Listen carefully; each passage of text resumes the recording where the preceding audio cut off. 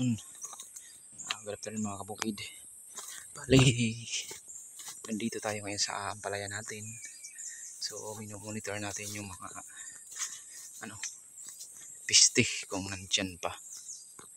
So, sub na wala naman masyadong pero yung fungus, may tama tayo.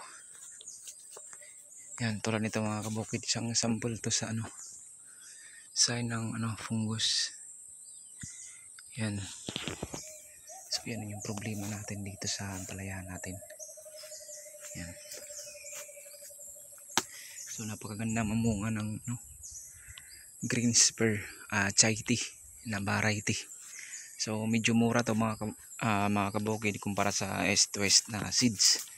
Kasi doon sa East West yung 500 seeds umaabot ng 3.9. Yung 500 seeds dito naman sa sa chai tea green spur, so umaabot lang ng 2.8 yung 500 seeds. Medyo mas mura pero yung quality halos disim lang mga kabukid sa Maxima F1. Yan, halos parehas lang. Yung laki ayos, yung bunga. Ang nakaganda pa dito mga kabukid, kumbaga lis sa piste. Wala kang masyado makikitang mga ladybug, yung mga borer. Yung isang nakikita ko lang na problema dito mga kabukid, yung fungus. Yan yung naobserbaran ko. Yan, may isang patay nga sa gitna. Yan. Pero yung bunga, grabe, maayos siya mamunga. Yung bunga, kung makikita nyo mga kabukid, yan halos hindi ka na makadaan sa bunga pa lang. Dito makikita nyo, talaga yung bunga hitik na hitik.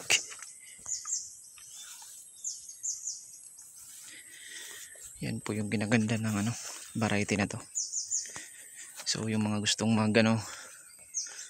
magtanim ng ampalaya, medyo mura pero quality naman yung bunga.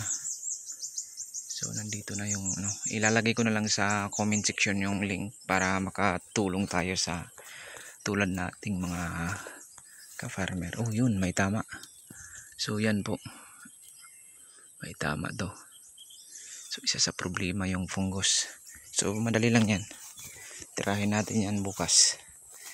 So ito halos bumigay na sa bunga yung natin dito sa part na to. Yan po yung kinagandang variety na to. Din yung puno, makikita nyo, yan, napakaganda. By the way, itong natin, naka-design to sa naka-design na naka-drip system kami. Yan, papansin nyo may mga tip hose sa gitna. Yan. So pag sobrang araw, so pinagagana namin buong maghapon yan. Yan po. Yan. Grabe bunga. So may variety pala tayo na pwede pang alternative sa sa East West na seeds. Yan.